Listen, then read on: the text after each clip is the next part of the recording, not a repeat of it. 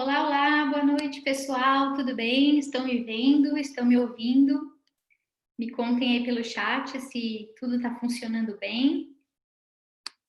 Eu vivo a saga da internet perfeita. Estou aqui cada dia testando um novo cômodo da minha casa para ver se a gente consegue driblar essa superutilização paulistana da internet, na é verdade? Parece que chega esse horário da noite e todo mundo tem a mesma ideia, né? Que é se conectar e participar das lives. Enfim, a gente sabe que não tem sido fácil. Olha só, hoje parece que temos uma casa mais cheia, aparentemente mais gente hoje online conosco. Maravilha. Bom, gente, muito boa noite. Boa noite, Ana Laura, Bianca, Gabriele, Giovana, Guilherme, José Ricardo, Léo, a Tati, né, claro, e Vitória.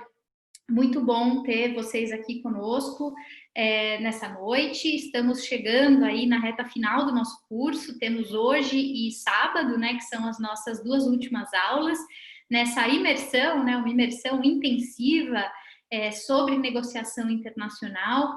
E hoje, né, dando continuidade à nossa última aula, vamos continuar falando de como negociar com algumas culturas, particularmente no que diz respeito a países selecionados. Eu disse a vocês, né, que o nosso curso era uma espécie de grande sanduíche, né? Disse a vocês que nós começaríamos e terminaríamos pensando do ponto de vista de o que é e como se comportar diante de uma negociação internacional. Falei a vocês sobre as particularidades das negociações internacionais, os conceitos, e lá no final, na aula de sábado, a gente vai retomar aquela primeira introdução que eu fiz, e a intenção é que naquela aula de encerramento a gente possa amarrar e completar, digamos assim, o ciclo, dando algumas ferramentas que se aplicam ao universo da negociação internacional de forma mais abrangente. No meio do caminho, entre a primeira e a última aula, dentro aí do sanduíche, nós temos discutido particularmente a dimensão intercultural. Então, nós pensamos daquele todo mais genérico, né, de negociações internacionais, o aspecto cultural. E aí eu disse a vocês que primeiro nós tínhamos que entender quais eram as abordagens culturais possíveis, com foco em particular nas abordagens ligadas a valores. Aí nós estudamos alguns modelos de análise que se utilizam dessa narrativa. E depois eu disse a vocês que nós seguiríamos com o nosso estudo pensando em como negociar com determinadas culturas a partir de duas diferentes concepções. Uma primeira abordagem, que é uma abordagem chamada de perfis gerenciais, e uma segunda abordagem que é por perfis de países selecionados, né? Países selecionados. Então, na aula passada eu falei sobre os perfis gerenciais. Então, eu listei para vocês uma série de critérios e fui evidenciando, né, trazendo à tona as principais características que podem variar de país a país, de cultura em cultura, a partir de cada um daqueles critérios. Então, é como se nós estivéssemos ali construindo uma espécie de cardápio a partir do qual a gente pode, então, mapear quem é o nosso interlocutor, se ele está mais para um lado, mais para o outro lado, como ele se manifesta. Hoje, a ideia digamos, jogar luz, enaltecer um pouco mais alguns países pré-selecionados, e eu já vou explicar um pouco sobre os critérios dessa seleção, para que a gente possa, sim, cobrir o que, digamos, as pessoas por aí chamariam de beabá da negociação internacional. Então, é claro que a depender do país, a depender da cultura, a depender do recorte temático, tudo isso pode sofrer alterações, mas em linhas gerais, quando a gente vai pesquisar sobre negociação internacional, é muito comum que nós nos deparemos com uma cartilha que se direciona, né, que é construída a partir da realidade de cada país, e é um pouco a partir disso, né, em relação a essa realidade que hoje eu gostaria de me debruçar. Então, a intenção é comentar particularmente essas cartilhas do que seriam as melhores práticas, digamos assim, de negociação no que diz respeito a países selecionados. E para fazer isso, claro, antes de mais nada, eu vou justificar a vocês qual é a nossa proposta aqui de cardápio. Então, a minha intenção ao longo da nossa aula de hoje é falar particularmente sobre 5 perfis específicos. Esses 5 perfis, eles foram selecionados considerando que a nossa perspectiva, o ponto de vista, né, do qual a gente se orienta inicialmente é o Brasil, e, portanto, são países considerados estratégicos para o Brasil. Seja porque o Brasil, enquanto país, mantém um relacionamento muito estreito com esses países, e aí eu não estou falando apenas diplomaticamente, em termos multilaterais ou em termos bilaterais. Eu estou falando também do ponto de vista da realização de negócios, do ponto de vista do engajamento entre sociedades civis e dos próprios interesses estratégicos do país. Então, eu selecionei os 2 principais parceiros comerciais do Brasil quando o assunto é mundo, né, Estados Unidos e China. A China já há alguns anos, né, há pelo menos 10 anos em primeiro lugar, depois os Estados Unidos, embora os Estados Unidos por mais tempo tenham permanecido ao longo da história nessa posição. Depois, a Argentina, que é considerado um dos top 5 parceiros do Brasil em geral, e particularmente importante quando o assunto são as relações regionais. Um país que, além de tudo, a gente sabe, né, tem envolvimento setorial aqui no país em várias frentes de atuação, tem vários negócios que perpassam também a realidade argentina para além, né, dos vínculos mais óbvios.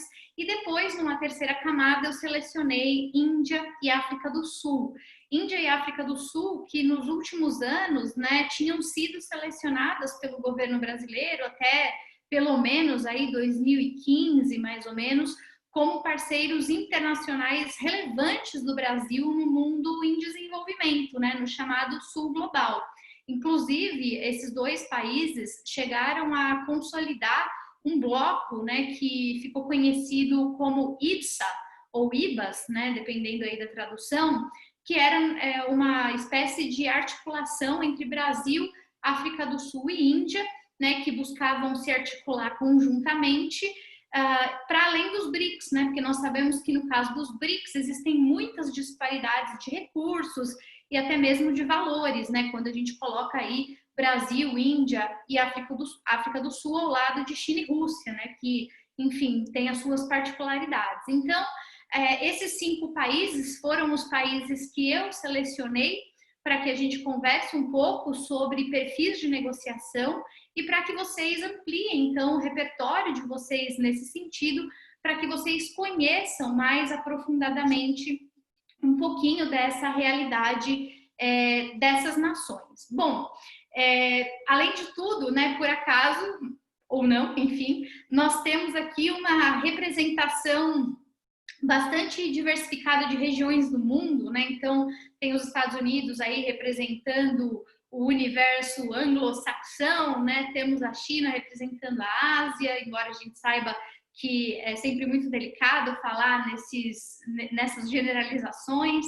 Temos os argentinos representando parte do mundo latino, temos os indianos representando uma outra porção da Ásia, e a Ásia mais central, né? E temos aí a África do Sul representando a África, claro, né? Além disso, pessoal, eu queria fazer um convite a vocês, né? Eu disse a vocês que nós temos na nossa plataforma todas as aulas gravadas, nós temos na plataforma todos os slides que estão sendo utilizados aqui no curso, temos lá uma lista de materiais complementares com indicação de livros, vídeos, textos que vocês podem acessar para suplementar a formação de vocês nesse nosso caminho. E, particularmente, temos já disponível para vocês todos os podcasts com os nossos parceiros internacionais. E lá vocês vão encontrar um aprofundamento super interessante disso que eu estou trazendo aqui. Nós temos pessoas das próprias nacionalidades comentando, né, sobre a sua realidade nacional, inclusive ampliando alguns dos escopos aqui da nossa aula, né? Lá nós temos, por exemplo, tanto indianos quanto americanos, norte-americanos gravando podcast, então complemento que eu vou falar aqui, e temos também representantes de outros países e regiões que hoje eu não vou me dedicar a aprofundar aqui na aula, né? Então, lá, por exemplo, nós temos um turco, que é muçulmano, vai falar sobre essa perspectiva. Nós temos uma filipina, que também vai dar uma outra perspectiva muito interessante. Nós temos também a contribuição de colegas da Rússia. Então, somando o que nós temos trabalhado aqui e mais o que a gente vai entregar via podcasts, eu considero que vocês têm aí uma ótima oportunidade de ampliar os horizontes de vocês, tá bom? Então, não deixem de assistir, não deixem de ouvir, né? Hoje em dia, assistir, ouvir, a gente tá assim. E também, claro, temos China também por lá, enfim, uma grande variedade. Inclusive, eu vi que o José Ricardo aqui perguntou em qual aba os podcasts foram salvos, e o pessoal já está ali respondendo que é o módulo 7 na plataforma, tá bom? Então, deem uma atenção para isso, são podcasts de cerca de 30, 40 minutos, né? Alguns se empolgaram um pouquinho mais e são bem interessantes, eu particularmente recomendo. Muito bem, moçada, então, nossa ideia é percorrer um pouquinho da realidade desses 5 países, do ponto de vista dos seus perfis negociais. Todo mundo entendeu o porquê dessa seleção e todo mundo entendeu basicamente o que é que eu vou me dedicar a fazer agora? Respondam para mim pelo chat, sim ou não, se ficou alguma dúvida, para que eu possa esclarecer, evidentemente, antes da gente seguir. Eu disse a vocês outro dia que eu estava refém do chá de maçã, agora eu estou investindo no chá de hortelã, porque esfriou aqui em São Paulo. Para quem é de São Paulo, vocês sabem que o clima, de repente, né, caiu no termômetro. Então, aqui a coisa ficou muito fria e a nossa voz, como eu já havia comentado na outra aula, ela é sempre refém dessas circunstâncias. Então, não reparem se de vez em quando eu me apegar ao meu chazinho de hortelã, é simplesmente para manter a dignidade e um instrumento de trabalho, claro, né? Ossos do ofício. Beleza. Bom, então tá claro porque eu selecionei esses países, expliquei isso a vocês. É uma enorme, uma imensa sacanagem não poder falar de todos os países, né? No final das contas, a nossa vontade é fazer esse perfil para todo mundo. Mas, pelo menos, ao orientar vocês sobre alguns países, eu imagino que a gente já consegue de alguma maneira incentivá-los para que vocês também façam essas pesquisas e essas buscas no sentido de aprofundamento. Bom, eu vou começar pelos norte-americanos. Eu queria dizer, pessoal, que o material que eu estou aqui, a partir de agora, apresentando para vocês, ele é um mix daquilo que diz a literatura especializada, então, as pesquisas, os estudos, os analistas, e todo mundo que já se dedicou, né, cientificamente falando, ao estudo desses perfis negociais, eles vão lá, condensam um compilado de informações. Então, o que eu vou apresentar para vocês é um mix desse compilado que a literatura nos traz, validado pela minha experiência pessoal, né, profissional, no campo de negociação. Eu já tive a oportunidade de negociar em diversas ocasiões com representantes desses 5 países, inclusive em todos esses 5 casos, né, dos 5 países aqui selecionados, eu tenho experiência de negociação, tanto no campo diplomático e multilateral, então em circunstâncias em que eu representei o Brasil em atividades, enfim, conferências e atividades de ordem pública, né, governamental, quanto, paralelamente, eu também tive experiência em outras oportunidades com esse público no campo empresarial, no campo privado, seja no campo da universidade, na negociação de acordos, tratados, etc., seja como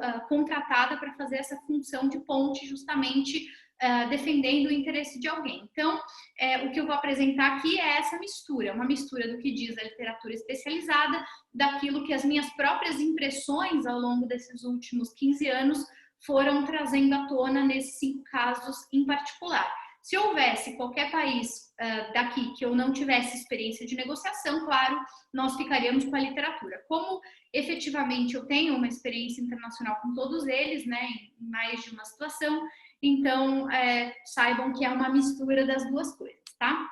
E eu também preparei uma surpresa para vocês. Eu vou comentar cada um dos 5 casos, dos 5 países, né?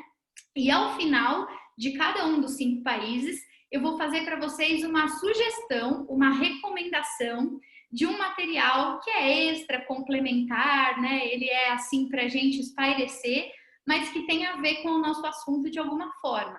Quem puder, vai se dedicar e vai buscar e vai querer saber sobre todos. Quem não puder, escolhe um e quando tiver um tempinho se dedica para isso, tá? Eu tentei mesclar assim materiais de leitura com filme, com livro, então vou deixar aí, eu fiquei um tempão pensando, fazendo uma curadoria para trazer um pouco mais, né, de leveza para vocês. Nós estamos todos atravessando esse período difícil, né, da pandemia, e por que não, né, cruzar dois assuntos que a gente gosta, né? Então, negociação com a dimensão cultural dos países por meio de novos mecanismos de aprendizagem, né? Às vezes a gente aprende vivendo uma experiência em loco ou tendo contato com uma história. Então, eu vou, ao final de cada um dos países, fazer essa sugestão para vocês, tá bom? Espero que vocês gostem e a todo momento, se alguém tiver qualquer dúvida, qualquer questão, por favor, mandem aqui para mim via chat, que vai ser um super prazer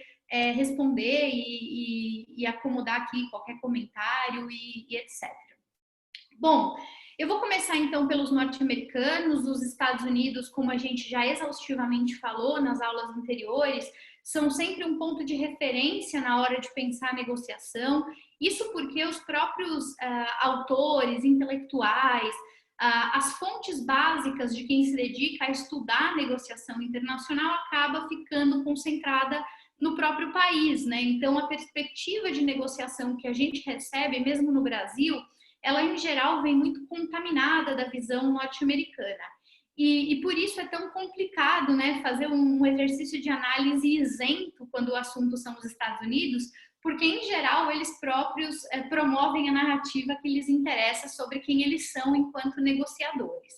Essa versão que eu vou apresentar para vocês é uma versão, digamos assim, exorcizada, né, tentando afastar os exageros e os ensimesmamentos que às vezes acontecem nesses casos, né? Nem sei se essa palavra existe, mas vocês entenderam o perfil aqui do que eu estou querendo dizer. Bom, existem algumas características quando vocês negociarem com norte-americanos que são muito importantes e que precisam ser sempre observadas. Isso varia de pessoa para pessoa, isso varia um pouco de região por região. Vocês sabem que existem nos Estados Unidos muitas idiosincrasias, né? Nós estamos falando de um país enorme, de dimensão continental, mais de 50 estados, assim como o Brasil, as questões regionais, elas são muito pulsantes, muito presentes. Isso se reflete, né, em termos de preferência política, em termos de organização social, em termos demográficos, investimento, em hábitos alimentares, hábitos de consumo. Então, digamos aqui que estamos longe de querer olhar os Estados Unidos como uma massa homogênea, não é uma massa homogênea. Agora, quando a gente pega em linhas gerais as características que costumam estar associadas ao perfil negocial norte-americano, existem alguns elementos que esses sim podem ser tidos, tratados como uma espécie de parâmetro analítico que parece fazer algum sentido. E como tudo que é um parâmetro, ele é útil para nós porque serve para que diante de uma determinada situação específica a gente compare aquilo que está diante de nós com aquele parâmetro estabelecido. Pode ser que na nossa experiência de negociação a gente conclua que para aquele americano com quem estamos negociando aquilo não se aplica, e pode ser que sim, que se aplique. O mais importante é o exercício comparativo e essa referência, esse parâmetro que vai permitir análise. O primeiro item, que costuma ser muito associado ao perfil negocial dos americanos, tem a ver com uma narrativa social que é fortemente ancorada no discurso do mérito e da competência. Essa ideia, né, essa ética do trabalho, ética de trabalho relacionada ao esforço, ao self-made, isso é muito presente de forma geral na sociedade norte-americana. E isso aparece muito diretamente no momento da negociação. É por isso, inclusive, que os negociadores americanos, em geral, quando a gente olha para aqueles índices que comentamos nas aulas anteriores, eles sempre aparecem como negociadores muito ligados à lógica do individualismo, né? O individualismo não no sentido de um simples egoísmo, mas no sentido de autointeresse, no sentido de eficiência como medida de competência, mérito como medida de progresso, né? Então, toda negociação com o americano, ela vai ter, em geral, esse perfil muito associado à competição e a um certo individualismo autointeressado, porque isso transcende o próprio indivíduo, isso tem a ver com o tecido social dentro do qual ele foi gestado e com crenças que estão, de alguma maneira, incrustadas naquela sociedade.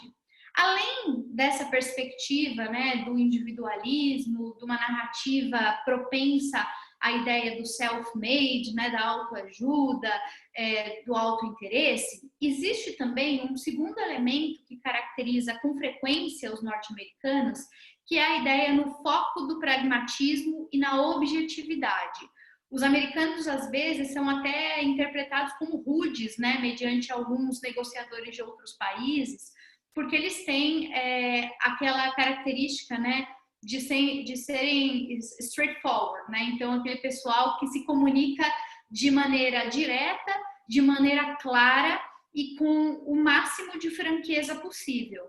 Inclusive, tudo que diz respeito à clareza e objetividade também muitas vezes se conecta com a ideia de apresentação pautada em dados e também apresentação pautada em tópicos, né? Eu estou até brincando aqui chamando de executive summaries, que é o termo que aparece com mais frequência entre aqueles que se debruçam sobre o tema, né? Então, quando você está numa negociação com o americano, você precisa primeiro ter em mente que o que talvez aos seus olhos possa ser considerado uma forma de comunicação rude, na verdade faz parte de uma prática cultural que visa trazer a negociação para o máximo de celeridade e objetividade possível.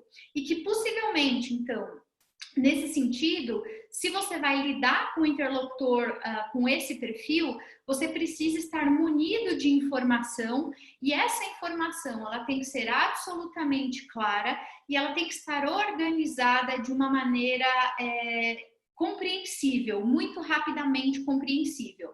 Americano, com frequência, utiliza aquelas técnicas de pitch, aquelas técnicas que a gente chama de técnica do elevador, né? Quando as pessoas dizem assim, bom, você precisa me convencer de alguma coisa e tem que ser feito no tempo do elevador sair do andar terra e chegar ao 10º andar, né? Então, você tem alguns poucos segundos para dizer alguma coisa que capte a atenção do seu interlocutor a ponto de que ele queira continuar te ouvindo, né? O americano tem muito essa ideia, né, do pragmatismo, tempo é dinheiro, essa ideia de objetividade a toda prova, de uma comunicação assertiva e direta. Então, quando se vai para uma negociação com os americanos, não basta você estar munido da informação, você tem que estar munido da informação, ela tem que ser objetiva, ela tem que estar organizada e ela tem que ser comunicada com o máximo de linearidade possível. Essa coisa de métodos rebuscados, às vezes um pouco prolixos, de expor determinadas ideias, inclusive porque muitas vezes aquele que comunica não se sente confortável em ser muito direto, prefere dourar a pílula. Isso, em geral, incomoda muito os norte-americanos. E, por consequência, né, na mesma linha, acaba fazendo com que eles soem um pouco agressivos às vezes, né? Agressivos porque eles estão ali orientados pelo interesse objetivo e é sobre aquilo que eles querem falar, eles esperam que você se comporte da mesma maneira. Para além dessa narrativa social fortemente amparada no discurso da meritocracia, da competência e do individualismo, nós temos também, claro, foco no pragmatismo e na objetividade e uma questão muito particular no que diz respeito ao rigor com horários e rigor com prazos. Os norte-americanos, em geral, principalmente no mundo dos negócios privados, são muito rigorosos nesse sentido. Os atrasos, e principalmente, né, mais grave ainda, os cancelamentos, eles são vistos como falta de profissionalismo, e isso costuma ser bastante degradante para o relacionamento, é algo que compromete a reputação no trato com os americanos. E os prazos é a mesma coisa, né? Então, se houver qualquer imprevisto em relação a reuniões, agendamentos, ou qualquer tipo de compromisso que se tenha estabelecido, é muito importante que se notifique com antecedência a respeito desse eventual atraso ou necessidade de reagendamento, e que, acompanhado dessa notificação, venha o motivo e a duração. Ou seja, se vai ser um atraso, é um atraso por que motivo e por quanto tempo. E é importante que isso seja cumprido. Não adianta dizer, olha, é um atraso de 2 minutinhos e eu tô chegando porque peguei trânsito, e você ainda não saiu de casa, vai demorar 1 hora. Isso ainda agrava mais a situação, porque o rigor com os horários vai ser, no caso, duplamente desrespeitado, né? Isso, sem dúvida, compromete muito o relacionamento. Então, é muito importante dar satisfação, né? É uma coisa que se aprecia. E com os prazos é a mesma coisa. A ideia do follow-up é muito presente na sociedade norte-americana e muito valorizada. Então, não só follow-up no sentido de atender a prazos combinados, de responder às questões que tenham sido endereçadas dentro do possível, como também de promover o acompanhamento, né, das etapas da negociação. Então, é muito comum na negociação com americanos, eu já vivi essa realidade várias vezes, que os americanos, ao final de uma reunião, já definam as próximas etapas, as responsabilidades e a reunião seguinte, né? Que isso fique já determinado para que as reuniões elas possam gerar rapidamente uma continuidade sem se perder. E é muito comum, pelo menos a minha experiência mostra isso, que os interlocutores não estejam muito habituados com esse formato, principalmente quando eles são aqui do Brasil. Né, nós temos a tendência de fazer reuniões que ficam um pouco dispersas, muitas vezes, né, que elas têm dificuldade de se conectar numa rede e de gerar continuidade. Então, esse tipo de conduta, né, de criar algumas culturas, de adaptar algumas práticas, elas são muito caras no trato com os americanos. Se a gente faz uma reunião, nunca mais combina o que vai derivar daquela reunião, nunca mais volta a falar a respeito do tema da reunião e sequer se compromete com próximas etapas, isso vai ser visto como desinteresse, né? Desinteresse e, mais uma vez, como um sinal de descompromisso. Então, falando em Estados Unidos, em americanos médios, digamos assim, rigor com horários, rigor com prazos, isso é muito, muito importante. Além disso, além desses aspectos que eu já destaquei, também há de se falar sobre a questão da impessoalidade, né? Os norte-americanos, assim como alguns europeus, às vezes são tratados, né, ou descritos como um povo frio. Isso não é verdade, isso em absoluto não é verdade. No entanto, quando a gente trata profissionalmente com esse povo ou com povos de alguns países europeus, o que a gente precisa entender é que as figuras ou os papéis sociais são muito delimitados na mente desses interlocutores.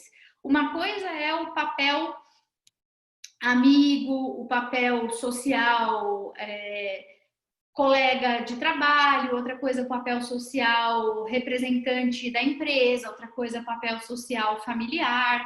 Eles têm uma divisão muito mais rígida em relação a esses papéis sociais. E, em termos gerais, isso implica que haja alguma sensibilidade por parte dos negociadores para enxergar quais são esses limites. É muito comum que os norte-americanos comecem as reuniões nesse ar de descontração, de uma, inclusive, certa impessoalidade. Muitas vezes comentando sobre assuntos corriqueiros como o tempo, ou comentando sobre esportes, que é muito típico, né, muito apreciado nos Estados Unidos, ou comentando sobre algum assunto conjuntural da própria política, da economia. Alguns falam sobre a família, com alguma frequência se escuta falar sobre a mulher, os filhos, o marido, enfim, qualquer que seja o contexto familiar. E isso, às vezes, até, de certa maneira, impressiona, né, quem não está muito acostumado em interagir com americanos, porque as pessoas ficam um pouco confusas. Nossa, mas eles não eram frios e agora eles estão puxando um assunto familiar e comentando sobre uma viagem que fizeram no fim de semana. E aí o que costuma acontecer é que a falta de experiência leva a um cruzamento de fronteiras. Eles são absolutamente acostumados a utilizar esses small talks sobre trivialidades para criar algum tipo de conexão e até mesmo para, de certa maneira, esquentar o ambiente, aproximar as pessoas. Mas como essas figuras, esses papéis sociais, eles são bastante rígidos para essas sociedades, existe um limite do até onde isso é pertinente ou não. E muitas vezes, né, não sabendo identificar esses limites, é que alguns continuam assumindo que aquela brecha que foi dada pode ser explorada, e aí o tensionamento e o desconforto começam a aparecer. Então, assuntos pessoais são proibidos? Não são proibidos. Inclusive, eles são muitas vezes suscitados pelos próprios norte-americanos.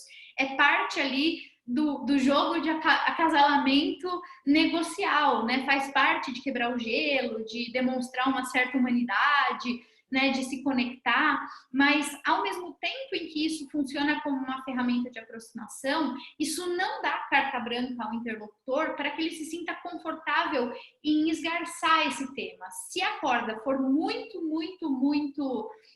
tensionada, possivelmente vai haver um corte, e aí o corte vai parecer um comportamento rude, um comportamento hostil e desconfortável.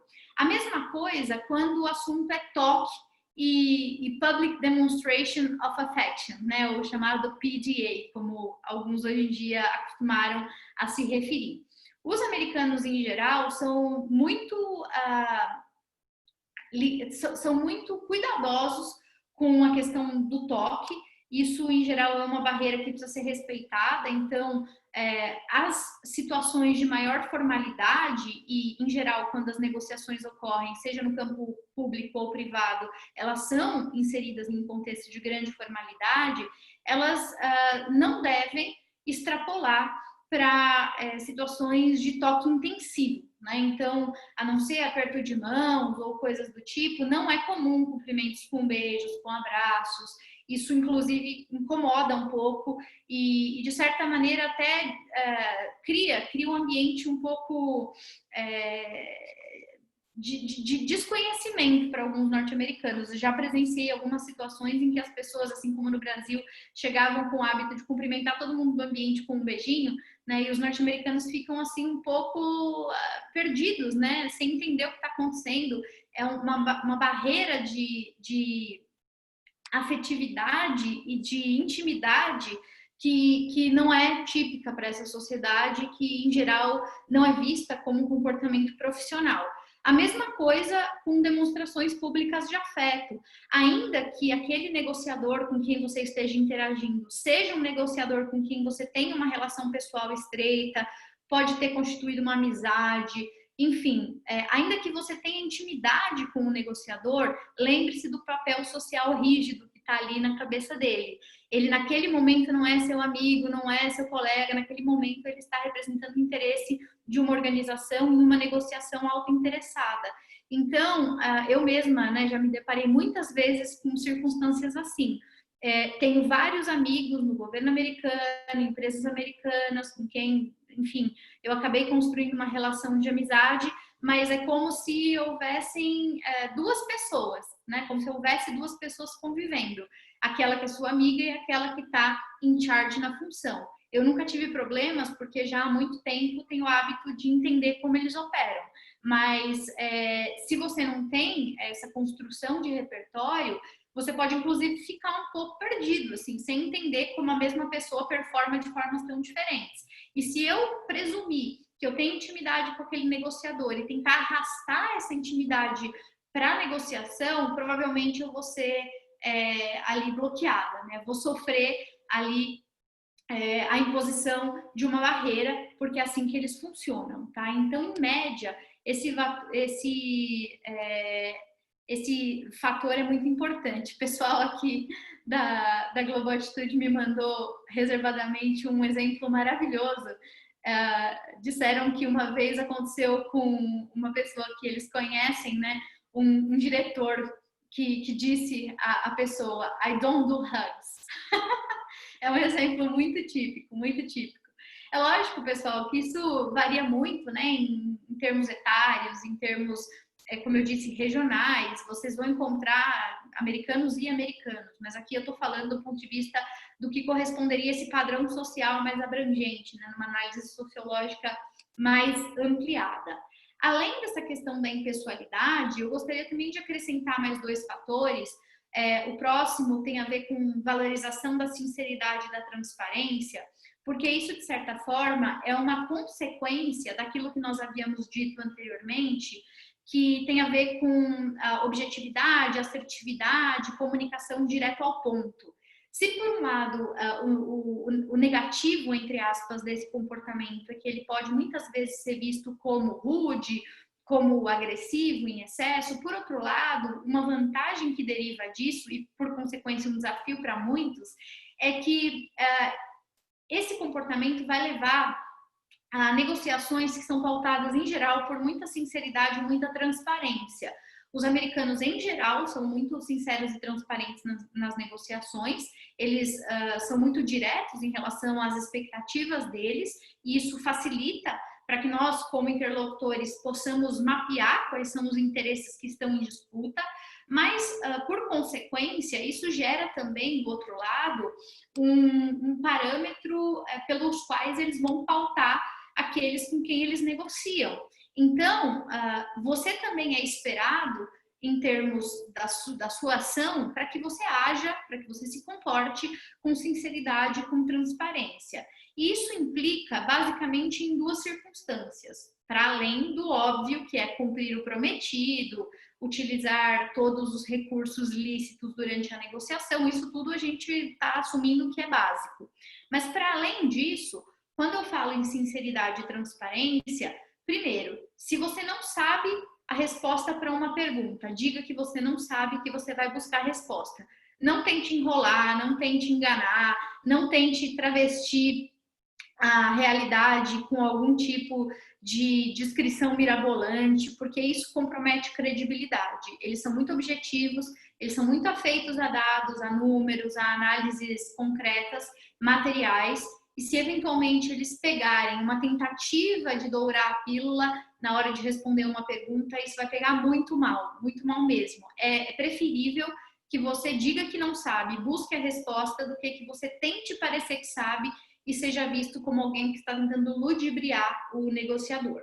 E também a mesma coisa em relação a erro. Se você cometeu um erro, se você identificou um erro cometido por alguém da sua equipe, se, enfim, aquele que você representa, de alguma forma, frustrou expectativas, admita claramente, assuma a responsabilidade e se comprometa a corrigir. Não é problema errar, o problema é transferir responsabilidade e tentar fugir das consequências. Isso é muito, muito, muito presente na negociação com norte-americanos.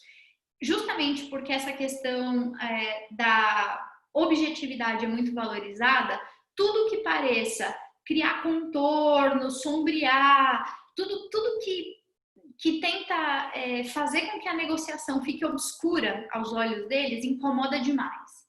Isso leva ao último tópico que eu queria destacar aqui, que é a questão do legalismo, né? Negociar com o americano é difícil porque eles são muito legalistas em todos os sentidos. Tudo tem que estar escrito, tudo tem que estar documentado e tudo é passível de verificação judicial, né? É um povo muito comprometido com essa narrativa da justiça, né? Inclusive virou até piada, né? Essa brincadeira do sue me, né? Que a gente vê em muitos filmes, muitas séries. Então, não está satisfeito, me processa, né? É a doutrina, né? A cultura do processo. E isso é muito sensível para quando se negocia com o americano, porque afinal de contas, veja vocês, estamos falando em clareza, objetividade, sinceridade, transparência, em construção de reputação, etc. E tudo isso vai ser decodificado e vai estar submetido ao escrutínio de um tipo de lei que não está apenas presente nos tribunais, está presente na própria cultura negocial.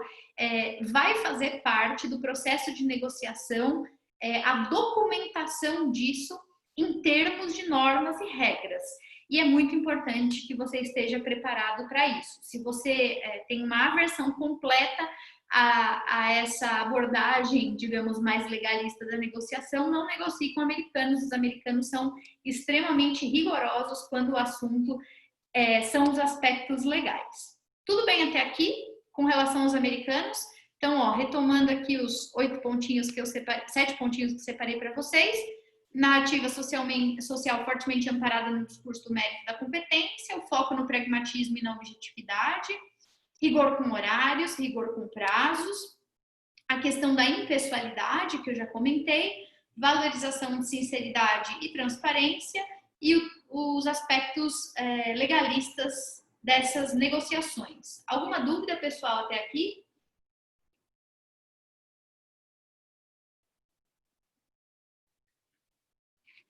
Beleza. Léo falou que está tudo sob controle, vou acreditar no Léo. Bom, para quem quer saber mais, discutir, refletir, pensar um pouco sobre as coisas que eu disse aqui, eu vou recomendar a leitura de um artigo de opinião que saiu na Folha alguns anos atrás. Ele, num primeiro momento, não tem nada a ver com o assunto, mas num segundo momento tem tudo a ver com o assunto. É um texto escrito pelo Arnaldo Jabor, foi publicado em 2001, então vejam vocês que são outras épocas, mas eu gosto muito disso como uma ferramenta de análise. Eu acho que tem muitas sutilezas interessantes, e é um texto em que o título e o conteúdo, eles são muito provocativos. O texto, claro, vocês vão ler depois com calma, é um texto sobre política externa brasileira, está falando ali sobre o embaixador Samuel Pinheiro Guimarães, né, que vocês todos conhecem. Quem trabalha com relações internacionais sabe que ele esteve à frente do Itamaraty por muitos anos, e particularmente sobre uma negociação que na época era muito quente, que era a negociação da ALCA, né, a Área de Livre Comércio das Américas. E o Arnaldo Jabor faz uma crítica a essas negociações, no caso ao Itamaraty, dizendo que o Itamaraty, né, não sabe negociar com os americanos. Claro, num contexto multilateral, num contexto das relações internacionais. E a provocação que eu deixo para vocês e que eu gostaria que vocês pensassem a respeito é o porquê que o Jabor tem essa opinião depois de tudo que a gente tem estudado sobre os americanos. Então, eu deixei aí o print da primeira parte do texto, é um texto de opinião curto, mas para aqueles que puderem e quiserem, ele está disponível, é só vocês clicarem no próprio, se vocês colocarem o título no Google, vocês acham facilmente, se não eu tenho também, posso encaminhar para vocês sem problemas. E o desafio que eu proponho é que vocês leiam esse pequeno texto e tentem cruzar a crítica que o Arnaldo Jabor vai fazer a essa seara, né, a essa dimensão específica da negociação da ALCA no contexto do Itamaraty, com as coisas que a gente estudou aqui, né? Eu vou propor que na aula que vem a gente reserve uns minutinhos no comecinho da nossa aula para que aqueles que eventualmente leram ou assistiram alguma das coisas que eu vou sugerir aqui, que possam comentar rapidamente. Esse é um textinho bem legal e eu gostaria muito que vocês depois dessem uma olhadinha. A Vitória faz uma pergunta. Fê, o que você sugere para reparar a negociação caso o relacionamento seja corrompido por algum desses elementos que não foi seguido? Olha, Vitória, eu já pensei muito sobre isso e nas últimas turmas que nós tivemos do nosso curso de negociação básica, essa foi uma pergunta que inclusive foi feita para os nossos mentores, né? Tanto o embaixador Rick Cooper passou por aqui comentando esse assunto, quanto também na última turma o ministro Celso Amorim passou por aqui e comentou sobre isso.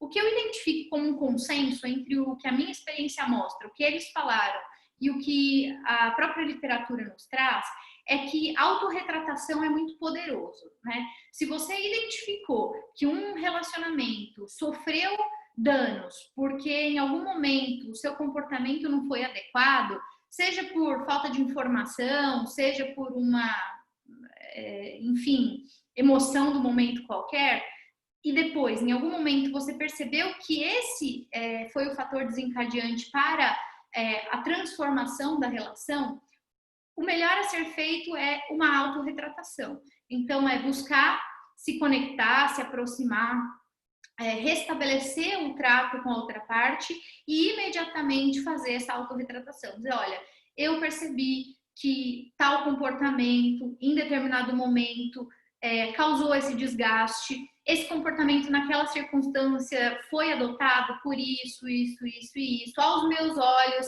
ele fazia sentido pelas circunstâncias, pelas minhas referências, nananana.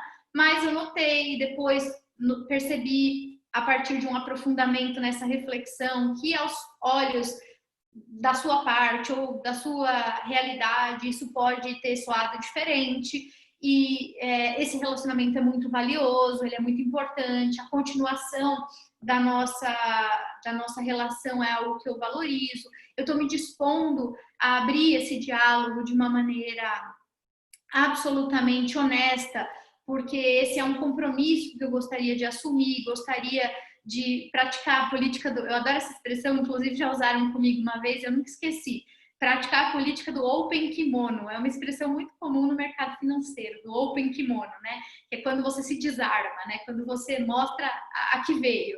Então, olha, eu quero praticar a política do open kimono, não preciso usar essa expressão, mas é nesse espírito, sabe? De mostrar que você reconhece que houve um problema, então reconhecer que há um ruído é o primeiro passo. Depois, reconhecer que você se esforçou para tentar compreender de onde vem esse ruído, que você se retrata em relação à parte que te cabe e que você está disposto a se comprometer para o restabelecimento dessa reputação e desse relacionamento em longo prazo. Isso é o que eu diria que deve acontecer. E que se a gente parar para pensar, não vale só para negociação internacional, né? Vale para qualquer tipo de negociação na vida. Quando uma relação ela esgarça, ela precisa ser reconstruída. E reconstrução implica construção de pontes, empatia, né? Compartilhamento de valores.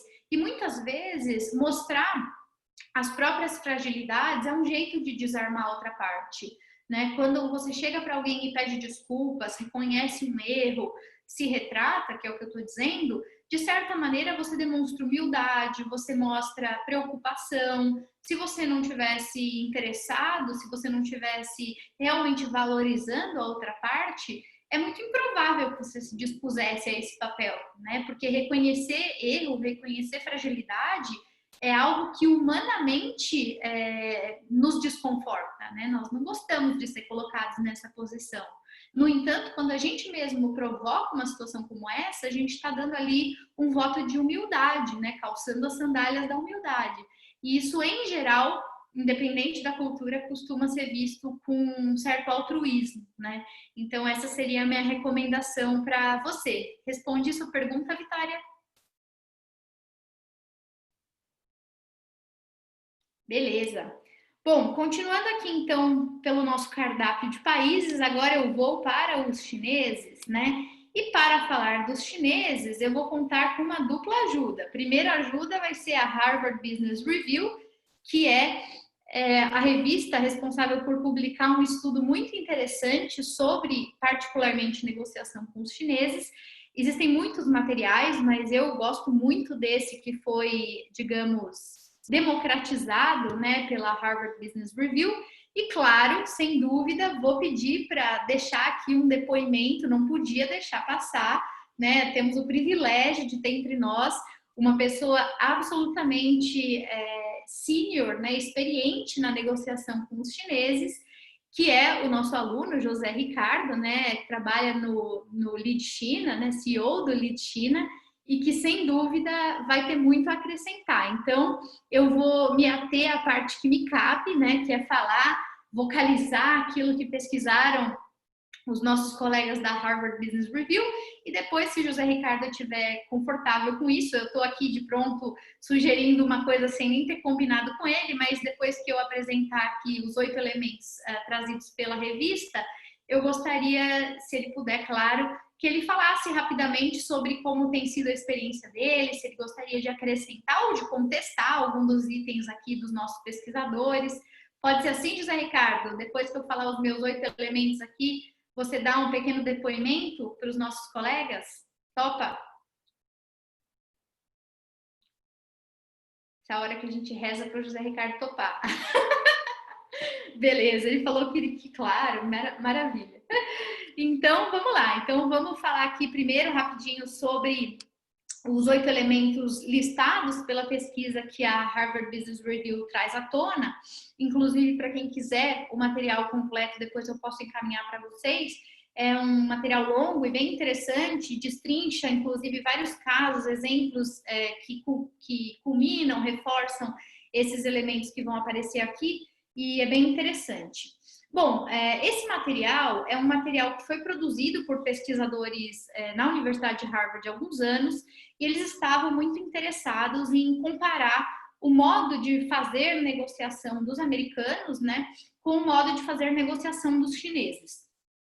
E quando eles estavam tentando buscar essas referências de comparação, eles começaram a trabalhar o que ficou conhecido como os 8 elementos. São 8 aspectos aparentemente relevantes da negociação com os chineses e que, inclusive, têm conexão com expressões, conceitos e valores que estão traduzidos na própria língua local, né? Então, houve a associação entre esses conceitos, né, do inglês, digamos assim, com valores e aspectos da tradição chinesa que antecedem muito essa definição aqui dos próprios elementos. Então, eu mantive as expressões originais, porque elas são expressões não só muito conhecidas no universo da negociação com os chineses, e se vocês um dia tiverem curiosidade de fazer pesquisa sobre o que significam, não significam do ponto de vista da tradução, porque a magia não está na tradução, a magia está no conceito,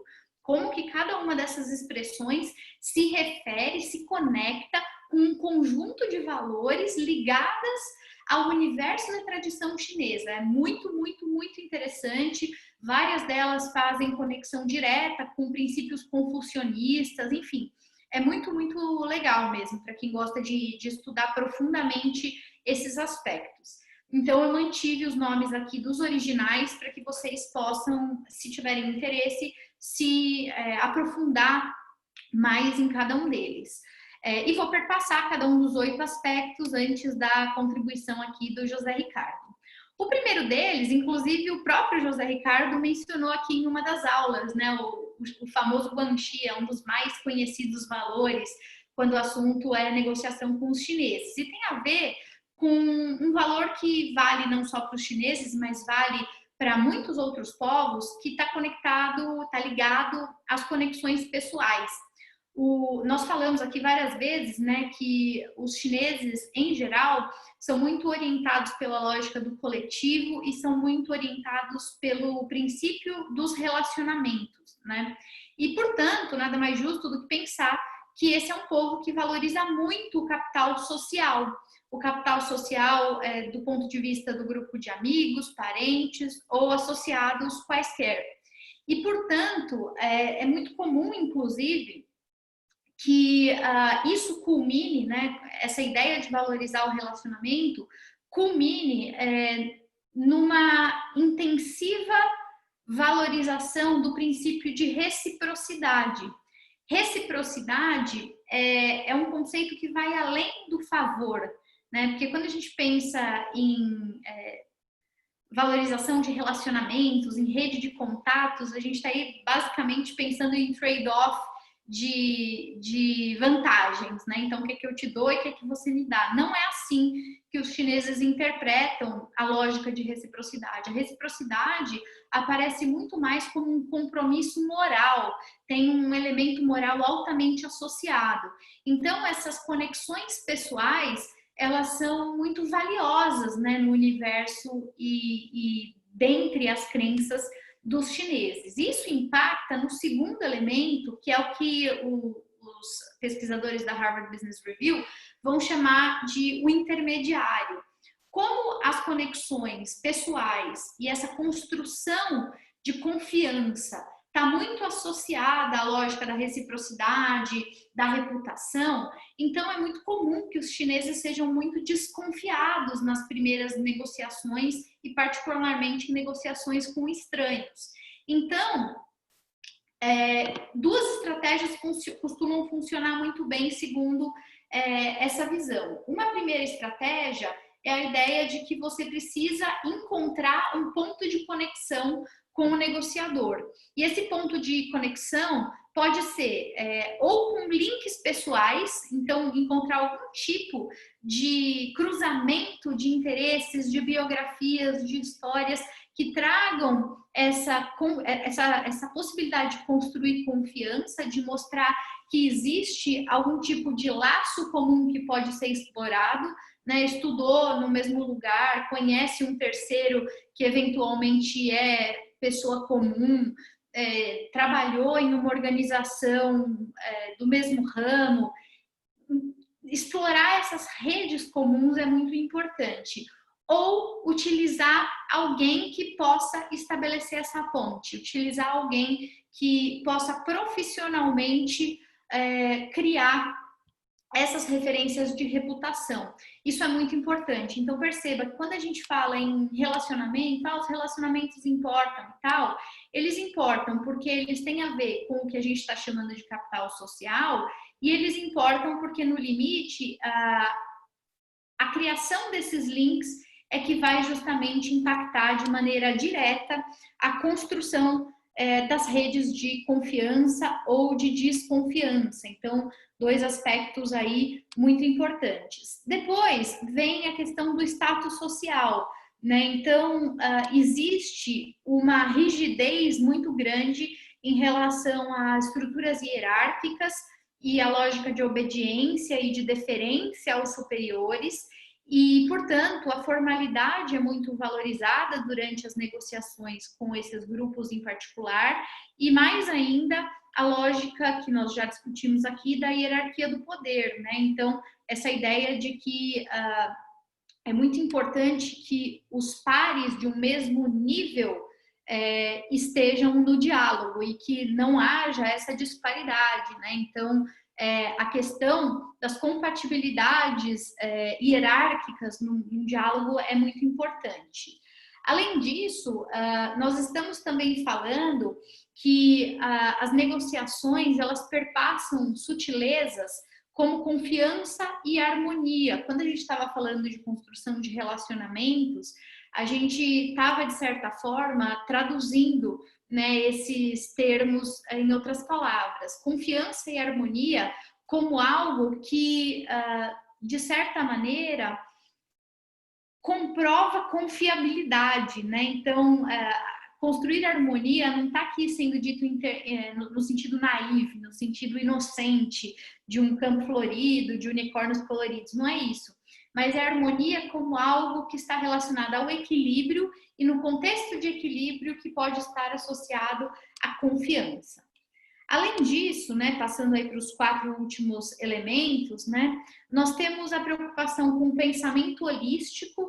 Então, isso inclusive é um fator de dissonância às vezes com os americanos, é um ponto de tensão grande entre chineses e americanos na negociação, porque a negociação dos chineses em geral não é linear e ela envolve um processo de convencimento bastante prolixo, cercado de longas descrições de antecedentes e contexto, além de numerosas perguntas. Isso é diametralmente oposto ao que os americanos estão acostumados, né? Esse pragmatismo e essa objetividade dos estadunidenses.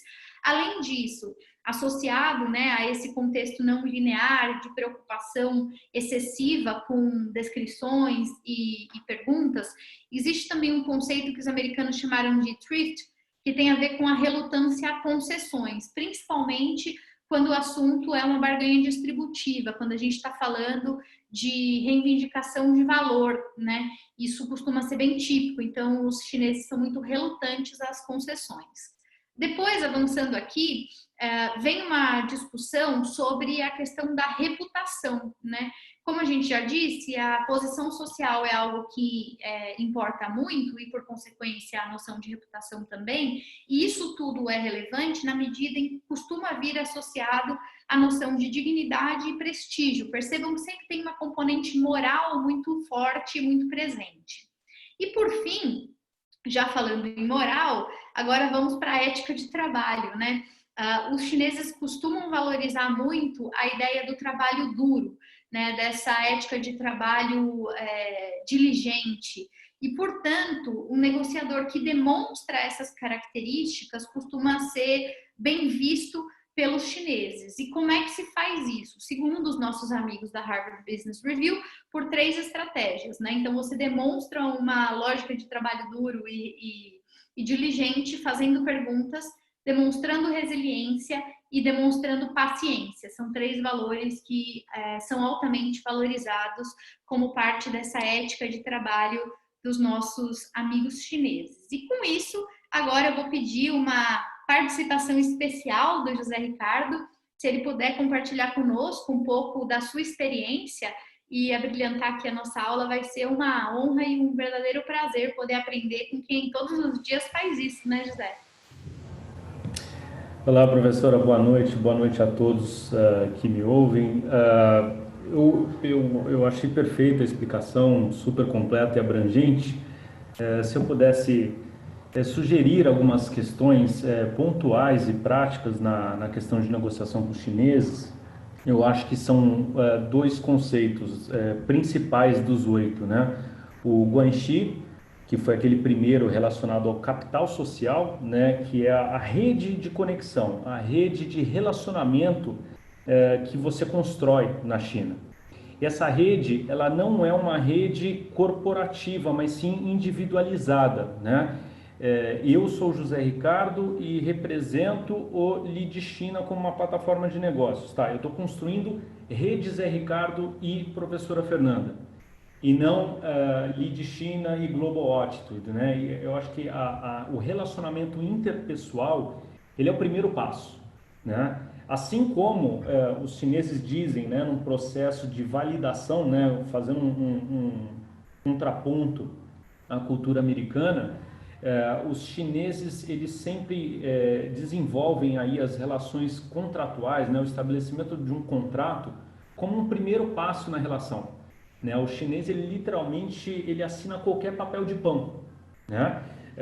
Forma de dizer, é claro, mas o importante é a construção do relacionamento, né? Fazendo um viés aí, eu poderia até arriscar dizer que o Brasil ele está entre os Estados Unidos e a China. Por quê? Porque os Estados Unidos é aquela questão de go straight ahead to the point, né? Vai direto ao ponto. E a China, ela tem essa ideia de primeiro construir o relacionamento. Então esse, por exemplo, é um grande desafio para advogados como eu, que trabalham com negociação internacional, porque nós temos que construir um relacionamento e eles têm que entender em que ambiente que eles estão situados para conversar, para dar o primeiro passo na negociação, antes aí de falar sobre contrato ou sobre condições já numa mesa, né? Falando em mesa, eu acho que os protocolos são essenciais. A aula passada ela reforça muito a questão do respeito e análise de protocolos, né? Quem se apresenta primeiro, que é o chefão, e depois a escadinha. Na hora de se sentar, esperar o seu lugar. Geralmente o seu lugar como convidado é ao lado oposto à porta. Se vocês se esquecerem, eu acho que é legal lembrar um pouco da máfia italiana, né? Que nunca se senta de costas, né? E na hora de sentar, o meio mais importante e os assessores por ordem decrescente de importância. Na apresentação, eu acredito que um único interlocutor é uma expressão muito importante para todos analisarem e entenderem, porque os chineses, se você tem o chefão e vários assessores falando ao mesmo tempo, eles não conseguem entender quem é o interlocutor, quem é o canal de comunicação. Então, deixar isso muito claro. E se você quiser falar, né, você como assessor quiser falar com o seu chefe, ou escreva num papel, ou levante-se e vá cochichar um pouco na orelha do chefe. Eu acho que isso facilita muito a velocidade e não confunde os chineses que estão ao outro lado da mesa, caso você esteja, claro, assessorando uma empresa ou algum indivíduo de um outro país. E por fim, eu sei que a gente tem um prazo muito curto aqui, por conta do volume de informações compartilhadas, mas eu acho que vale a pena falar um pouco sobre a técnica do jiu-jitsu, né?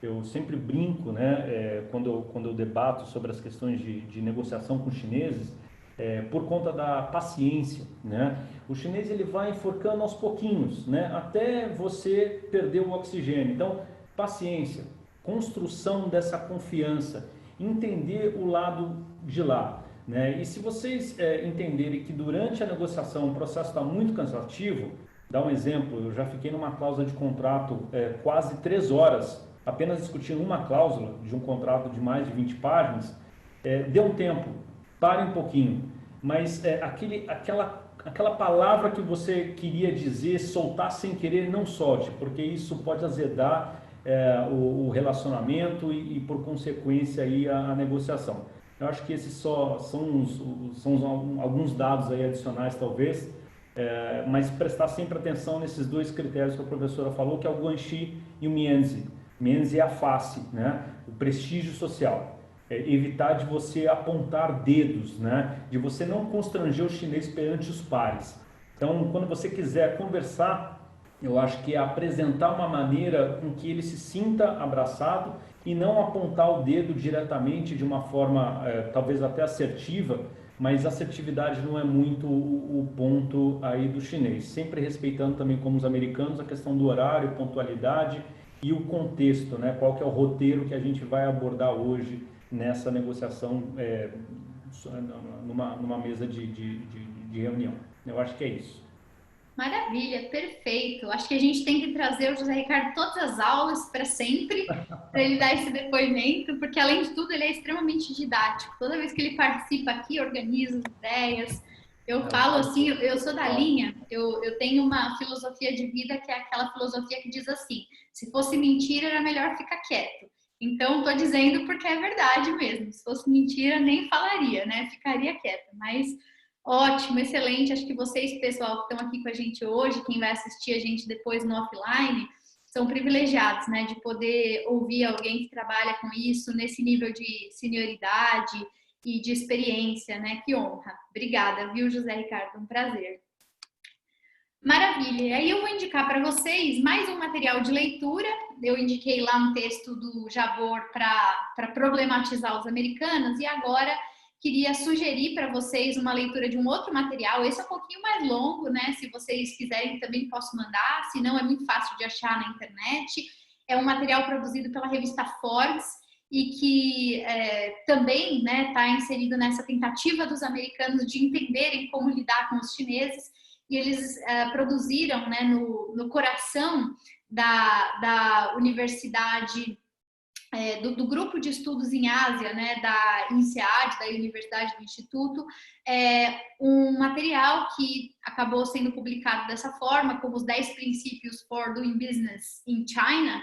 Então, vários desses aspectos que eu mencionei aqui, que o José Ricardo reforçou, eles aparecem aqui mais uma vez, também acompanhados de vários cases e relatos. Então, recomendo fortemente que depois, se vocês quiserem, né, além daquele texto do Jabor, vocês se dediquem a essa leitura, vai ser uma ótima pedida aí, principalmente para o final de semana. Bom, aí chegamos, claro, nos nossos vizinhos argentinos, né, que aqui estão representando parte do mundo latino. E aí eu vou passar, claro, alguns aspectos que têm a ver com essa realidade. Inclusive, um aspecto que o José Ricardo acabou de trazer para o centro, né, do debate com os chineses, vai aparecer aqui de novo, que é essa questão do apontar dedos, né, de expor o interlocutor diante dos pares. Isso é, assim, de 10 materiais que você estudar sobre negociação com argentinos, em 11 vai aparecer esse aspecto.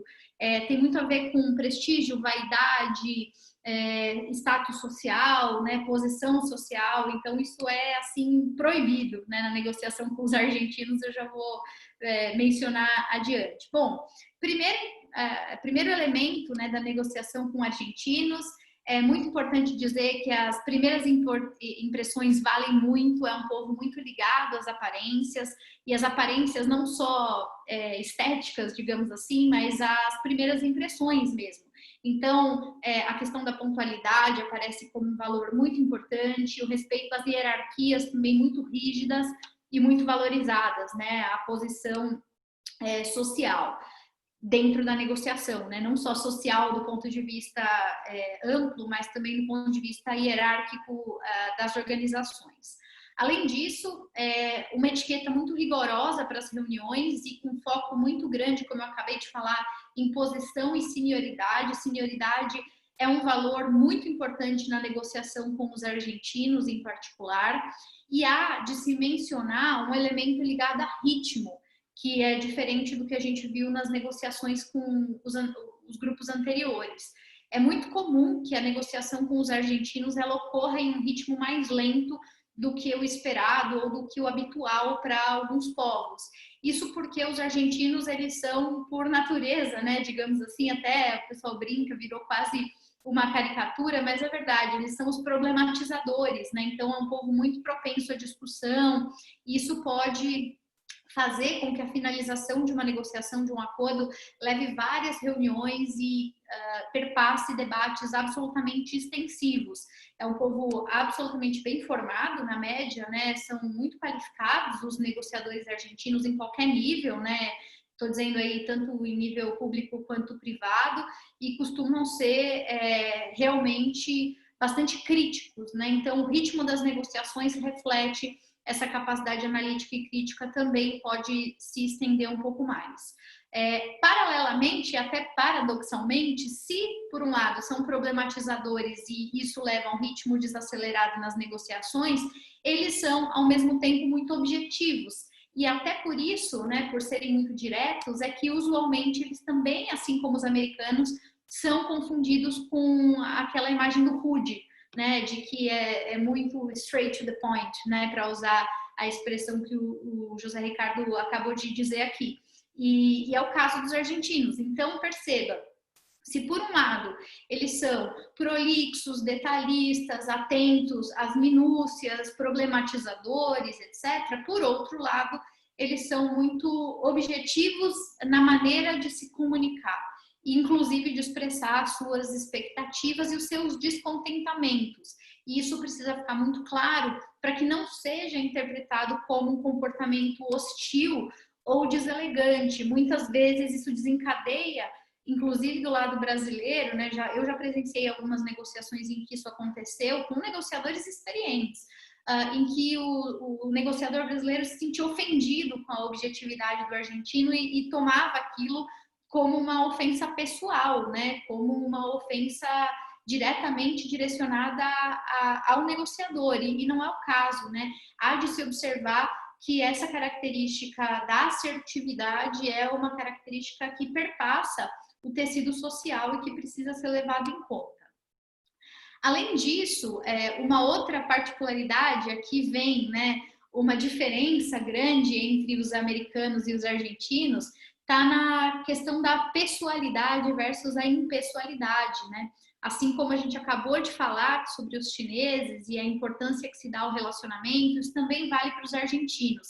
E claro, aqui com o contorno, né, e com a tinta dos latinos e da sua passionalidade em alguma medida, né? As relações pessoais e íntimas, elas são muito valorizadas e elas, de certa forma, correspondem aos mecanismos de construção da confiança. Então, olha que paradoxal e interessante. Os argentinos, em geral, são muito straightforward, muito diretos. No entanto, eles gostam que o outro lado trabalhe, geste essa confiança baseado em relacionamento que não seja muito objetivo e muito direto. Porque quando o outro lado é muito objetivo e muito direto, ele é visto como indelicado. Então, são dos paradoxos mais interessantes. Eu sempre gosto de falar sobre os argentinos porque eu acho que, de fato, eles revelam essas contradições, né, que às vezes criam tantos ruídos na negociação, é muito interessante. Aqui entra o tópico que o José Ricardo mencionou sobre os chineses e que vale para os argentinos também. É muito importante ter cuidado com o feedback. Não é que você não possa dar feedback, não é isso. Mas a honra é um valor muito importante, né? Mexe com as vaidades, né? E tudo isso. Então, corrigir alguém ou criticar alguém publicamente diante de um parceiro ou dos pares é algo que deve ser evitado em qualquer circunstância. Isso gera um desgaste e uma exposição que vai comprometer o relacionamento. Então, não faça isso, não aponte os dedos e não exponha as falhas e as vulnerabilidades de alguém diante de outros membros daquela negociação. Um outro cuidado especial que vale para os argentinos e que também aparece em 11 de 10 manuais de negociação é que, além do cuidado com o feedback, você precisa ter cuidado muito especial com temas sensíveis. É claro que isso vale para qualquer país, né? Você não vai sentar com um alemão que você conheceu há 5 minutos e perguntar a opinião dele sobre o Holocausto, né? Isso é constrangedor em qualquer situação. Você não vai conhecer uma pessoa do universo, enfim, árabe e perguntar a opinião dele sobre a jihad islâmica, né? Então, a gente sabe que sensibilidade é bom, né? E nunca em excesso matou ninguém. Agora, no caso dos argentinos em particular, existe uma sensibilidade estreitamente ligada a 4 temas em particular, né? Futebol, que a gente sabe que é muito levado a sério por boa parte desses negociadores, né? Da sociedade em geral. História e política do país, principalmente relacionado a períodos ditatoriais, muito delicado. Já vi muito desgaste acontecer, porque na tentativa do small talk, do elevador, a pessoa puxa o assunto errado, isso já cria um mal-estar generalizado, já leva para as estereotipações, as generalizações, é terrível. Religião e as Ilhas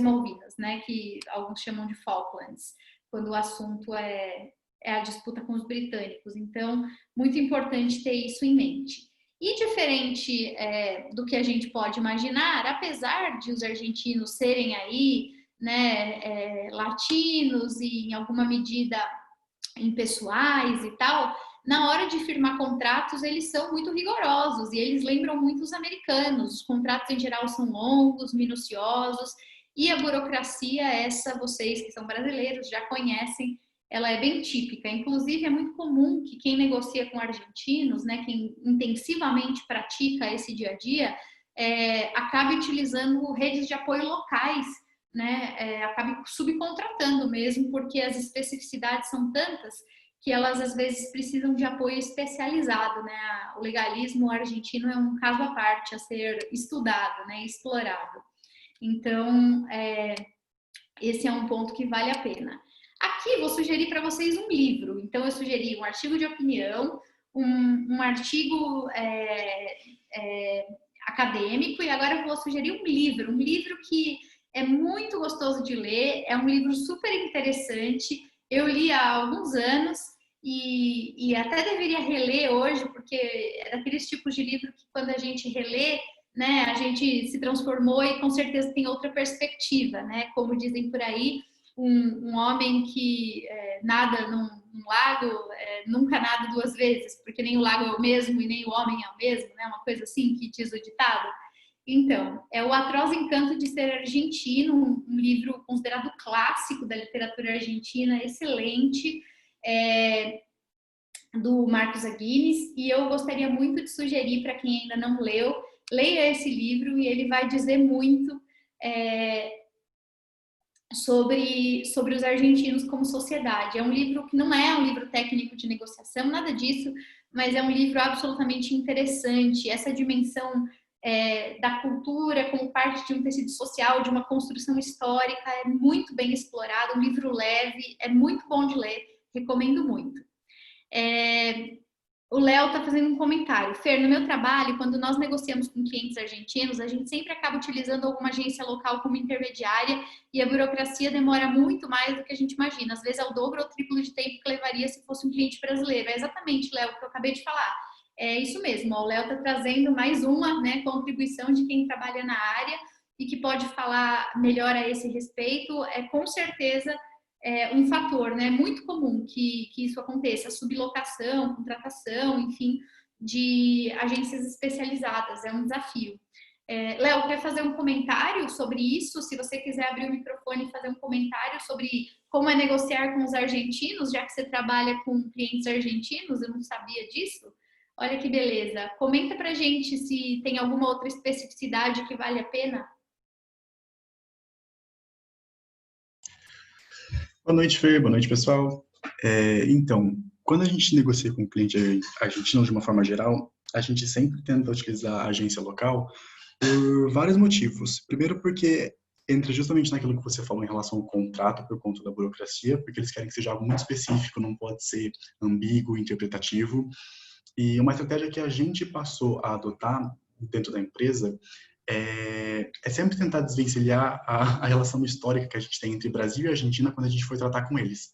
Então, ter sempre a visão de que a gente está tratando com argentinos como se a gente fosse argentinos mesmo, e facilita muito o processo, porque aí a gente não tem aquela bagagem cultural de ter a competição entre Brasil e Argentina, e é muito mais fácil nesse sentido. Acho que essa é a maior dica que eu dou, se algum dia alguém for negociar com um cliente argentino.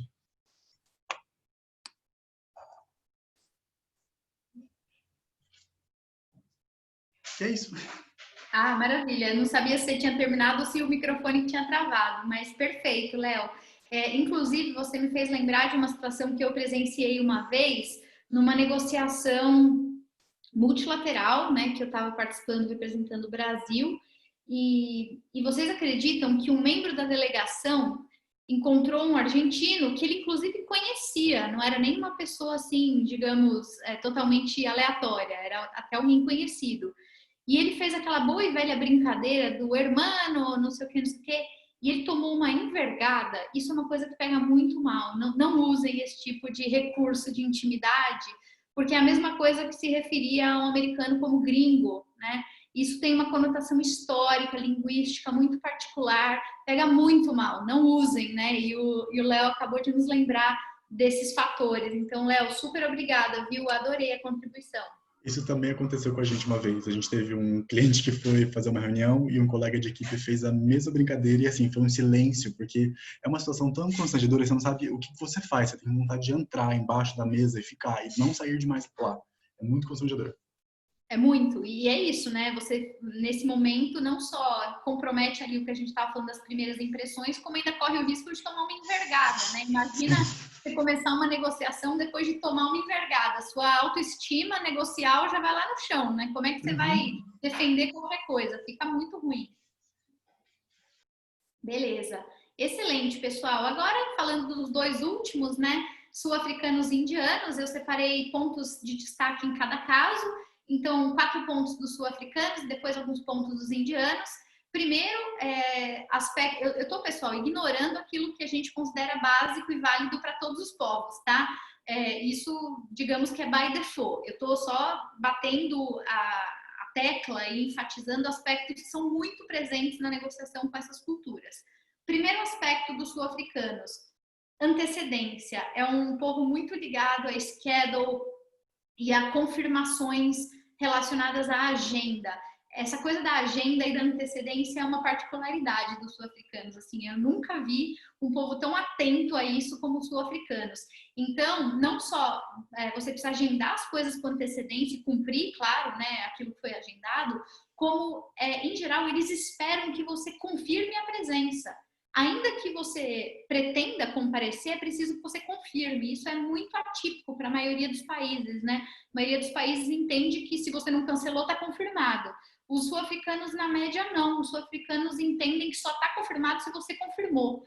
E isso cria muitas rusgas. Eu já acompanhei algumas e é muito relatado entre os que se dedicam nessa espera. Então, se um dia vocês negociarem com sul-africanos, lembrem-se que agenda é importante, antecedência é importante, confirmação é importante, senão corre o risco de acontecer uma gafe no caminho. Segundo, é um povo particularmente relutante em negociar com estranhos. De novo, aqui o elemento da confiança, né? A confiança como um pilar da negociação. E é comum que na negociação com os sul-africanos também aconteça essa intermediação, como a gente mencionou lá nos chineses, né? Então, utilizar links, redes de relacionamento para tentar introduzir, aproximar você do seu interlocutor para que se construa algum tipo de laço, né? Porque negociar com total impessoalidade pode ser um problema na negociação com os sul-africanos e com vários povos africanos, aliás, diga-se de passagem, isso não vale só para os sul-africanos, vale para a região, vários países da região do norte da África, né? E é bem interessante. Além disso, é um povo muito, muito, muito atento à questão da distância do poder e da posição, né? Muito rígido em relação a isso. E a comunicação, ela deve ser direcionada e condicionada, ela tem que ser aderente à posição e à distância de poder com quem você fala. Jamais posições de poder em níveis hierárquicos devem ser colocadas numa mesma mesa. Isso é considerado desprestígio a uma sociedade que valoriza muito essa questão do status. E, por fim, essa é uma particularidade também muito interessante dos sul-africanos, que eles têm altas expectativas sobre provisão de informações. O que isso significa? Significa que quando você vai negociar com o sul-africano, ele espera que você, negociador, interlocutor com quem ele vai falar, leve tudo o que ele precisa saber. Isso é muito interessante e isso às vezes cria uns desconcertos, assim, né? Porque você supõe que o outro lado fez a lição de casa e ele sabe tudo o que ele precisa saber a seu respeito. E é óbvio que eles fazem isso, mas faz parte das expectativas deles que você provenha em termos de informações, né? Então, sempre vá para uma negociação com uma espécie de material pré-embalado que vai subsidiar de informações do seu interlocutor sul-africano. Se você não fizer isso, vai soar despreparado e vai gerar desconfiança. Isso é muito importante para esse povo. E aqui, eu não poderia deixar de indicar para vocês esse TED Talk, que é de uma autora, enfim, muito conhecida. Eu até coloquei nos materiais complementares do nosso curso o livro que dá origem a esse TED Talk, né, a base desse TED Talk. É um livro sensacional que eu recomendo fortemente que vocês leiam.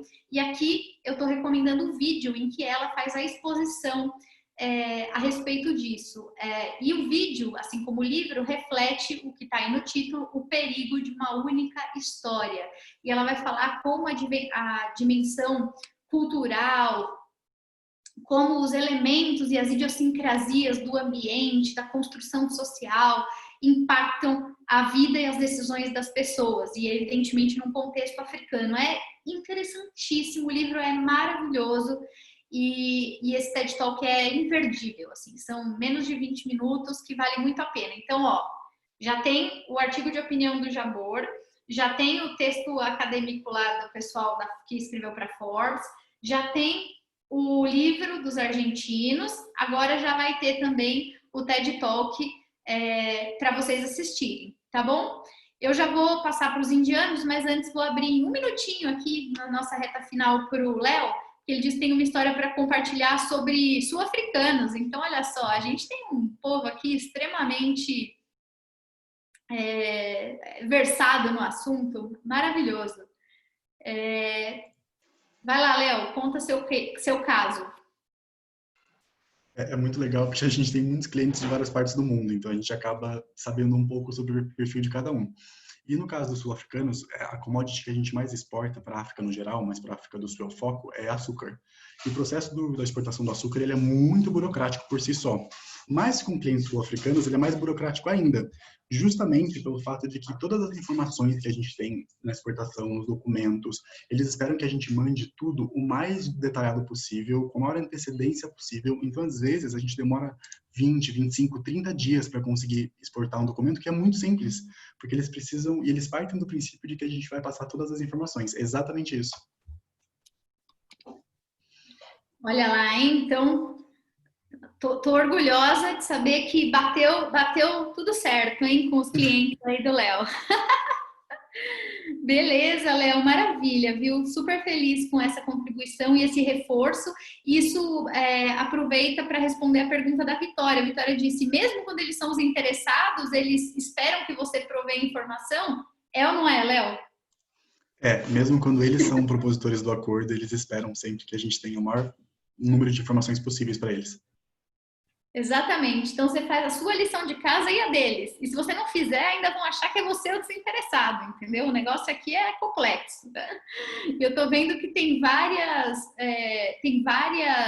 pessoas lendo, né, livros da Chimamanda, que legal. O pessoal tá lendo ali Bispo Roxo, Americana. Ela é realmente uma referência, né? E assistam o TED Talk, é isso que eu digo para vocês. Bom, gente, e para finalizar, os indianos, né? Destaquei também aqui alguns aspectos para esses nossos últimos minutos. Então, claro, qual é a tecla SAP básica que a gente bateu em todos eles? Construção da confiança.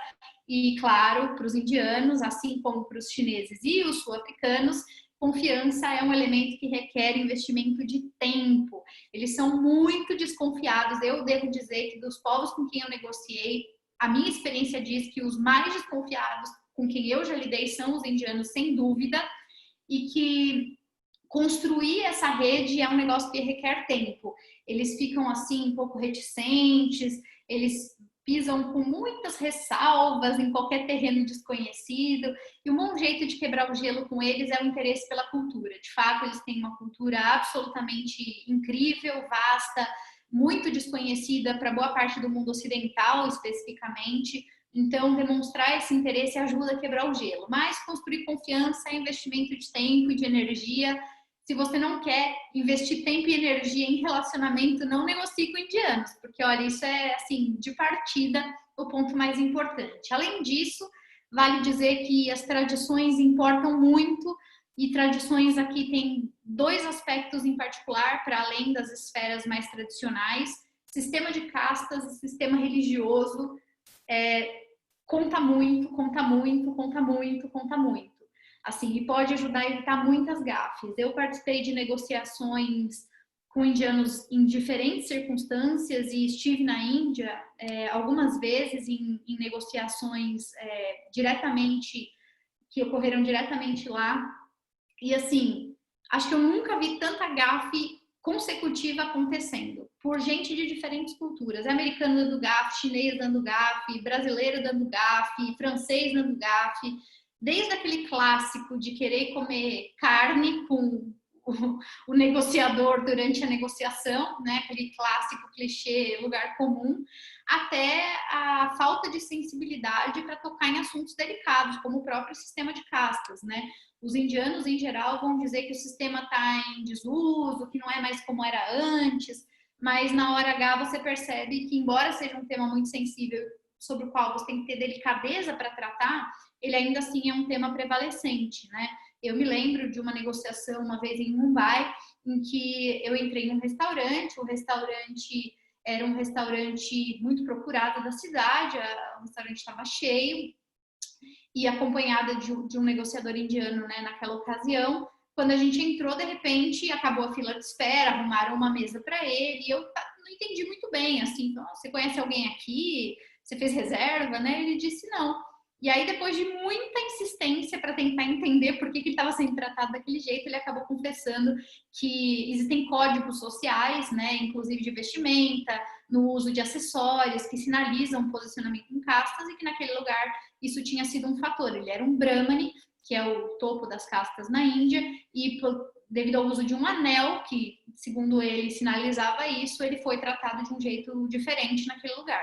Então é uma experiência de 1000 experiências, mas para vocês verem que às vezes isso conta e é preciso ter muita delicadeza para não ofender, não cometer gafe e ao mesmo tempo ser respeitoso, né? Então, uma sociedade que as tradições são muito delicadas, tradições religiosas muito delicadas, muita diversidade religiosa, né? Um mosaico realmente. Isso precisa ser assimilado, né? Além disso, as relações pessoais, aqui as conexões também são muito importantes, e essa ideia de extrapolar o assunto para além do trabalho é algo que, assim como para os chineses aqui, conta muito, faz parte dessa ideia de construir relacionamento, né? Isso é parte do processo de consolidação da confiança. Além disso, hierarquia, formalidade, senioridade muito levadas a sério. Então, ó, uma mistura de argentino com chinês da indiano, hein, aparentemente. E assim como os argentinos, que eu acabei de falar, que são super detalhistas, os indianos também são muito minuciosos, né? E muito minuciosos não só na hora de estabelecer contratos, como também do ponto de vista dos simbolismos, né? E aí eu destaquei 3 para finalizar a nossa aula, que são muito típicos de quem negocia com o indiano, né? Eu falei na aula passada da entrega do cartão com as 2 mãos pelos asiáticos em geral, chineses, japoneses, né? Com o texto virado para quem recebe e tal. E os indianos também têm uma fixação com cartão de visita, mas para além disso, aperto de mão vigoroso, aperto de mão forte, é uma coisa marcante na negociação com indianos, eles praticam e eles esperam um aperto de mão vigoroso como sinal de comprometimento e tal. E dos gestuais, né, tem 2 que são os mais típicos e muito importantes de vocês conhecerem. Primeiro é a sinalização de concordância, eu acho que vocês já devem ter visto isso por aí, ao invés de concordar fazendo assim, eles concordam fazendo assim, né, mexendo a cabeça para os lados, e isso às vezes pode gerar ruído se você não conhece o código, se você não sabe o que isso significa, por que ele está mexendo a cabeça assim, ele está gostando, não está? Então, é importante que você saiba dessa sinalização desse símbolo. E as inclinações, é muito comum que, principalmente quando o cumprimento, né, ocorre ou entre figuras de níveis diferentes, ou de senioridade diferente, ou entre gêneros diferentes, homens e mulheres, o cumprimento muitas vezes pode acontecer não pelo aperto da mão vigoroso, como eu disse, mas pela inclinação, né? Inclinação à distância. Então, saibam que isso é um símbolo valorizado também importante. Bom, pessoal, para finalizar, minha última indicação cultural é agora um filme clássico, né, de Bollywood, chamado Lion, ou Lion, né? Cada um traduz de um jeito e pronuncia de um jeito, Uma Jornada para Casa. É um filme muito lindo, como a Ana Beatriz falou, e a Vitória também. E ele fala um pouco sobre a realidade cultural, social, étnica da Índia. Recomendo fortemente que vocês vejam esse filme. É um filme muito bom e pode completar a minha jornada de indicações aí para vocês. Bom, eu vou deixar aqui projetado para vocês os comparativos de Hofstede para os 5 países em relação ao Brasil, então Brasil e Argentina, Brasil e China, Brasil e Índia, Brasil e África do Sul e Brasil e Estados Unidos. Queria só destacar alguns pontos que eu circulei. Vocês podem olhar com calma todos os níveis aqui, mas eu gostaria só de que depois vocês observassem com calma melhor.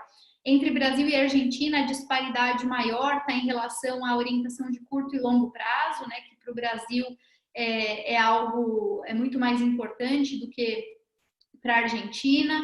No caso da relação com a Índia, percebam que tem diferença em relação à questão da forma como se lida com incerteza, da questão do curto e do longo prazo, e também em relação à questão da indulgência, 3 pontos de muita divergência, percebam que dos 6, 3 são bem diferentes. Aqui no caso da Índia, diferença grande em termos de formas de lidar com a incerteza e também em termos de indulgência.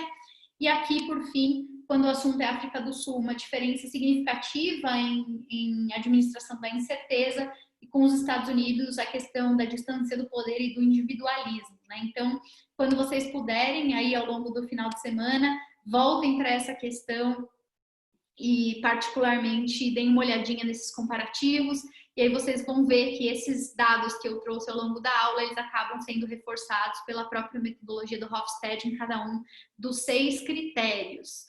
Bom, a Gabriele está falando que a questão da Caxemir dos muçulmanos pode ser uma questão extremamente delicada na Índia, especialmente agora, é verdade, assim como a relação com o Paquistão em geral, né?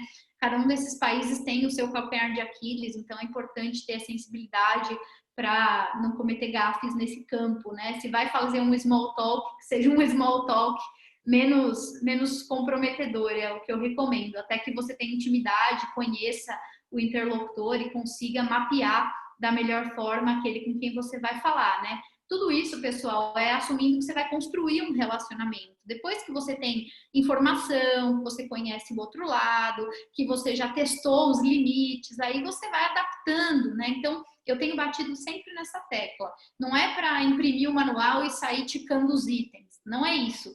Mas todas essas coisas que eu tenho falado nas aulas, elas servem não para generalizar ou estereotipar ou reduzir ninguém a um checklist, mas para desenvolver sensibilidade, trazer informação e repertório para que a gente se torne, de alguma maneira, apto a identificar aquilo que pode ser importante numa negociação. E cada um de nós vai construir com o seu estilo pessoal, as suas características e particularidades, um estilo próprio de lidar com cada circunstância. Tá bom? Alguma dúvida sobre essa nossa aula de hoje? Perguntas, crises, inquietações? Quero só ver quem que vai fazer aí a peregrinação pelos meus materiais, hein? Indiquei filme, indiquei livro, indiquei texto, indiquei TED Talk. Quero só ver. E na aula de sábado eu vou perguntar quem teve tempo de ver alguma dessas coisas e vou pedir para aqueles que tiverem eventualmente perpassado algum deles que comente aqui para o grupo o que achou. Então, se vocês puderem se dedicar a fazer alguma dessas coisas aí nos próximos dias, vai ser bem bacana para a gente trocar nos primeiros minutinhos da aula, que é a nossa última aula, né? Então, acho que seria legal ter essa pequena interação. Tudo bem? Alguma questão, dúvida? Crise? Me contem se está tudo ok pelo chat ou se temos alguma questão. Vai ser um prazer responder. Queria agradecer particularmente ao José Ricardo e ao Léo, que compartilharam conosco aqui as suas experiências, né? E todo mundo que tiver experiências para compartilhar já está convidado no começo da aula que vem. Eu vou perguntar quem tem experiências e quem viu alguma das minhas indicações. Tá bom? Então é isso, gente. Muito obrigada a vocês. Mais uma vez, obrigada ao pessoal da Global Atitude, que sempre nos dá toda a retaguarda. Uma excelente noite, uma ótima semana, né? Que vocês permaneçam bem, permaneçam saudáveis. E para quem está com muito frio, façam como eu, invistam no chazinho, que é bom para a voz e bom para a alma também. Tchau, tchau, gente.